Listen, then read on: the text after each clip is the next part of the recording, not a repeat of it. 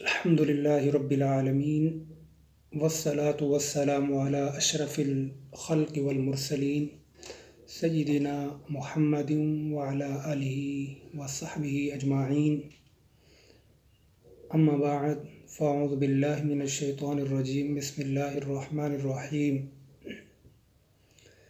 إن هذا القرآن يهدي للتي هي أقوم صدق الله العظيم قال الله تبارك وتعالى في الكلام المجيد والفرقان الحميد إن الله وملائكته يصلون على النبي يا أيها الذين آمنوا صلوا عليه وسلموا تسليما اللهم صل على سيدنا ومولانا محمد عدد ما في علم الله صلاة دائمة بدوام ملك الله. عزیزان مکرم، آج ہم سلسلہ دروس اصول الدین کے عنوان سے شروع کر رہے ہیں۔ دراصل یہ دروس کا سلسلہ ہماری مترجم شدہ کتاب اصول الدین، جو کہ اہل علم میں متعارف بھی ہے، متعامل بھی ہے، یہ اصول الدین کا ہم ان کے دروس کا سلسلہ اس لیے شروع کر رہے ہیں۔ یہ کتاب کیونکہ علم العقائد اور علم الکلام پر ہے، اور ہمارے زمانے میں علم الکلام اور علم العقائد کو آج ترک کر دیا گیا ہے۔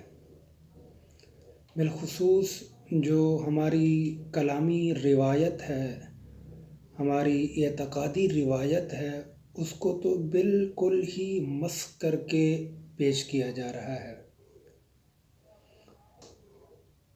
احناف جس طرح اپنے فقہی مزاج میں ایک منفرد اور ممتاز حیثیت رکھتے ہیں، اسی طرح دین کے اصول، دین کے مبادیات، دین کے وہ مسلمہ قواعد جن کی روشنی میں دین کی جدید تعبیر پیش کی جا سکتی ہے، یا جن کی روشنی میں دین پر وارد ہونے والے جدید اعتراضات کا جواب دیا جا سکتا ہے۔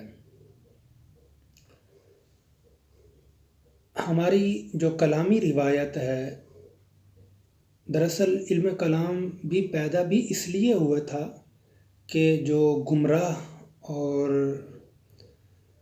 فرقوں کی طرف سے یا گمراہ مکاتب کی طرف سے، یا جو نئے پیش آمدہ تحدیات تھے، ان سے نپٹنے کے لیے، ان کے مثبت جواب دینے کے لیے علم الکلام پیدا ہوا۔ ہم اس کی تاریخ پہ ابھی بحث نہیں کرنا چاہتے، مگر ہم یہاں یہ بتانا ضروری سمجھتے ہیں کہ علم الکلام کوئی ایسا علم نہیں ہے جسے آج ترک کر دیا جائے، بلکہ جدید دور میں اس کی ضرورت بہت زیادہ بڑھ گئی ہے۔ میں نے کئی اپنے لیکچرز میں یہ بتایا ہے، اپنی کتابوں میں بھی لکھا ہے، کہ جس طرح قرون اولیٰ کی تقریباً 3 صدیوں تک جو چیلنجز پیدا ہوئے، اور ان چیلنجز کے تناظر میں جو علوم برپا ہوئے، اور ان چیلنجز سے ہمارے اسلاف نے جس طرح ان کے جوابات دیے، آج ہمارے لیے وہی چیلنجز اسی نوعیت کے اسی طرح آج بھی موجود ہیں۔ تو ہمیں اپنی روایت کو ریویو کرنے کی ضرورت ہے۔ ایک صاحب سے ہماری گفتگو ہو رہی تھی، تو انہوں نے کہا کہ ہم نشات ثانیہ چاہتے ہیں اسلام کی۔ میں نے گزارش کی کہ اسلام کی نشات ثانیہ کے ہم بھی خواہش مند ہیں، کیونکہ آج جدید دور ہے، اور یہاں ہر تحریک، یہاں اے روز نئی تحریکیں برپا ہو رہی ہیں، اے روز ایسے افراد آپ کو ملیں گے جو یہ کہتے ہوں گے کہ ہم اسلام کی نشات ثانیہ کرنا چاہتے ہیں۔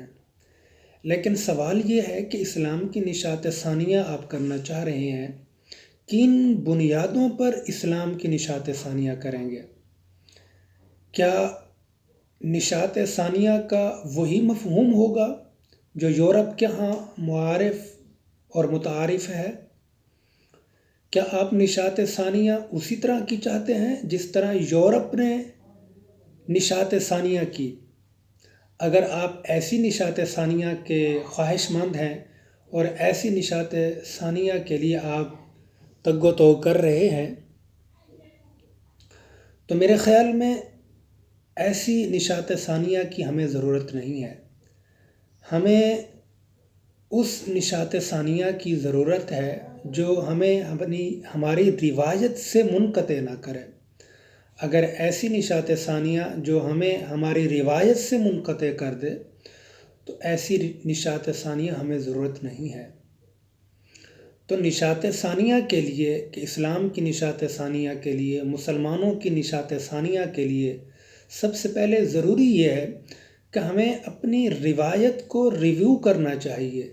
جب تک ہم اپنی روایت کا مطالعہ نہیں کریں گے، ہمیں اپنی روایت کا علم نہیں ہوگا، تب تک میرے خیال میں ہمیں اپنی جو نشات ثانیہ کا جو خواب ہے وہ پورا نہیں ہو سکتا۔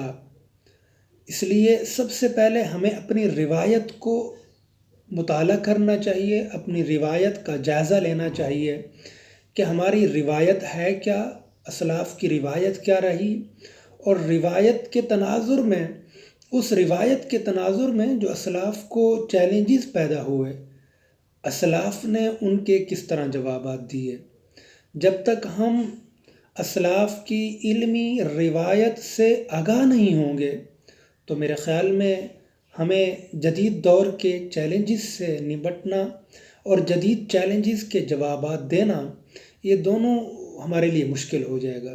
اس لیے سب سے زیادہ ضروری یہ ہے کہ ہمیں اپنی روایت سے جڑنا چاہیے۔ تو ہماری روایات بہت زیادہ ہیں، جس میں ایک فقہ کی روایت ہے، ایک تصوف کی روایت ہے، ایک عقیدہ و کلام کی روایت ہے، ایک حکمت و فلسفہ کی روایت ہے، ایک جو ہے وہ محدثین کی روایت ہے۔ تو یہ روایت کے مختلف 5 مکاتب فکر ہیں، یعنی محدثین کی روایت، فقہاء کی روایت، حکماء کی روایت، متکلمین کی روایت اور صوفیاء کی روایت۔ یہ روایت کے 5 اہم مکاتب ہیں۔ ان مکاتب سے آگاہی حاصل کرنا کہ ان مکاتب فکر نے اسلام کی تعبیر کس طرح پیش کی اور اسلام پر وارد ہونے والے اعتراضات اور شبہات کا جواب کس طرح دیا۔ آج نادان لوگ کبھی تو فقہاء کو طعن و تشنیع کرتے ہیں، اور کئی لوگ تو تصوف کو، صوفیاء کے فکر کو، صوفیاء کی روایت کو گمراہی اور عالمی ضلالت قرار دے چکے ہیں۔ یقیناً ایسے مفکرین جو اپنی اسلام کی جو روایت ہے، دیکھیں اگر ہم اسلام کے ساتھ جڑنا چاہتے ہیں، اپنے تعلق کو رسالت مآب صلی اللہ تعالیٰ علیہ وسلم کے ساتھ جوڑنا چاہتے ہیں، تو پھر ہمارے لیے ضروری ہے کہ رسول اللہ صلی اللہ علیہ وسلم سے لے کر اب تک دین جن جن طریقوں سے ہم تک پہنچا ہے، ان سارے طریقوں کو ہمیں صمیم قلب سے ماننا بھی پڑے گا اور وسعت قلبی سے ان کو دیکھنا بھی پڑے گا۔ اگر کوئی شخص اس بات کا منکر ہے، وہ اسلاف کو درمیان سے نکال دیتا ہے، دیکھیں آپ میں اور رسالت مآب صلی اللہ تعالیٰ علیہ وسلم کے مابین اس وقت جو تعلق اور رشتہ ہے وہ ان اسلاف کا ہے۔ ہم نے رسالت مآب کا زمانہ نہیں پایا، اس کا مطلب اس سے واضح ہوا کہ اسلاف کو ہم درمیان سے ہٹا نہیں سکتے، روایت کو ہم درمیان سے نکال نہیں سکتے۔ اگر ہم فقہاء کو، محدثین کو، صوفیاء کو اور متکلمین کو، حکماء کو، ان کو نکال دیں اور ہم یہ سمجھیں کہ ہماری روایت اب محفوظ ہے، ہمارا دین جو ہے، ہمارا تصور دین وہ بالکل درست ہے، تو میرے خیال میں یہ ایک خام خیالی ہے. یہ اپنے آپ کو، اپنی فکر کو تو واضح قرار دینے والی بات ہے، لیکن اسلاف کی فکر کو گمراہ قرار دینے والی بات ہوگی. اس لیے ہمیں اپنی روایت سے جڑنے کے لیے یہ نہایت ضروری ہے کہ ہم اپنی روایت کے مختلف پہلوؤں کا جائزہ لیں. تو ہماری روایت میں ایک روایت علم الکلام کی بھی روایت ہے. علم الکلام، علم العقائد، اس کے مختلف نام ہیں. اس کو علم الکلام بھی کہا جاتا ہے، علم العقائد بھی کہا جاتا ہے، علم اصول الدین بھی کہا جاتا ہے، علم التوحید والصفات بھی کہا جاتا ہے. مختلف اس کے نام ہیں. تو ہمیں اپنی روایت سے جڑنا چاہیے، ہماری روایت کے جو اصول ہیں انہیں سمجھنا چاہیے. تو ہم یہ اصول الدین کا جو سلسلہ دروس شروع کر رہے ہیں، اس کا مقصد بھی یہی ہے کہ تاکہ ہم اپنی روایت سے جڑ جائیں، اپنی روایت سے واقفیت حاصل کر لیں. اپنی روایت کے ہماری روایت میں جو کچھ موجود ہے، جو علمی استدلالات موجود ہیں، جو دلائل موجود ہیں، ان دلائل سے آشنائی حاصل ہو جائے. اگر ایک شخص ان دلائل سے واقفیت کے بغیر جدید چیلنجز کے جوابات دینے کے درپے ہو گیا ہے، تو وہ ممکن ہے اپنے فکر میں درست ہو، لیکن غلطی کا امکان بھی موجود ہے. اس لیے ہمیں اپنے اسلاف سے جڑنے کے لیے، اپنی روایت کو ماضی سے جوڑنے کے لیے ضروری ہے کہ اپنی روایت میں جتنے بھی علوم ہیں، جتنے علماء، محدثین، فقہاء، متکلمین، حکماء ہیں، ان کے تصور علم کو دیکھیں، ان کا دین کا تصور دیکھیں، ان کی کتابوں کا مطالعہ کریں، ان کی فکر کو دیکھیں، تب جا کے ہمیں کہیں یہ دین کا درست تصور حاصل ہوگا. وما علیہ الا البلاغ المبین.